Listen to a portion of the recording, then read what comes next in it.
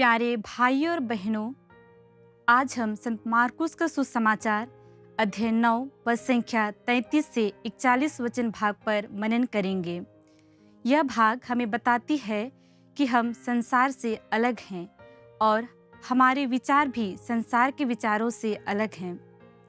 कभी कभी हमारे पूरे दिन सोचते निकल जाते हैं। हम सोचते हैं कि प्रभु यीशु हमारी तरह क्यों नहीं सोचते हैं और प्रभु यीशु के विचार हमारे विचारों से क्यों नहीं मेल करते हैं।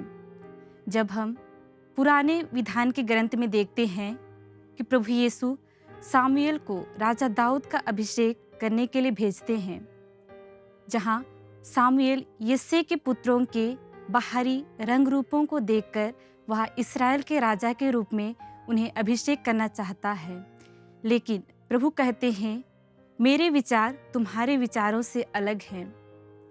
कई बार प्रभु की बातें हमें अटपटी सी लगती है, जिसे हमें समझना और मानने के लिए परेशानियां होती है। इसी प्रकार आज के वचन में भी प्रभु यीशु के शिष्यों के विचार भी प्रभु यीशु के विचार से अलग हैं।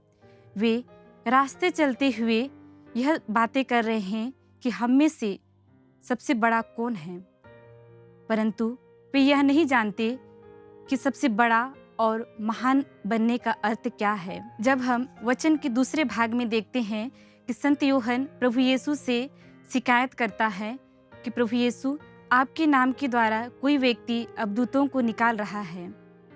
इस भाग को हम एक छोटे से उदाहरण द्वारा समझेंगे। हम में से कोई किसी कार्यालय में कार्य करता है और एक दूसरा व्यक्ति भी वही पास कार्य करता है और वह सभी कार्यों पर निपुण है।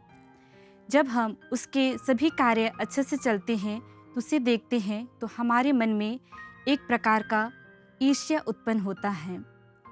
इसी प्रकार इस सुसमाचार में भी जब संत यूहन्ना जब उस व्यक्ति को प्रभु यीशु के नाम पर अबदूतों को निकालते हुए देखता है तो उसके मन में भी ईर्ष्या उत्पन्न होते हैं। तो सोचिए, हमारे दोस्तों या हमारे रिश्तेदारों में अगर कोई ऐसे कार्य करता है तो क्या हमारे मन में ईर्ष्या उत्पन्न होते हैं और क्या हम उन्हें प्रोत्साहन करते हैं। तो मेरे प्यारे दोस्तों, आइए इस उपवास काल में अगर हमारे मन में इस प्रकार की भावनाएं हैं तो इस उपवास काल में हम पश्चाताप करते हुए अपने हृदय को साफ करेंगे और इस साल के पास्का पर्व को और भी अच्छी तरह से मनाने के लिए प्रयास करेंगे। आइए इस साल के पास्का पर्व को हम अच्छे से मनाएं और प्रभु यीशु आप सभी को आशीष दे। जय यीशु।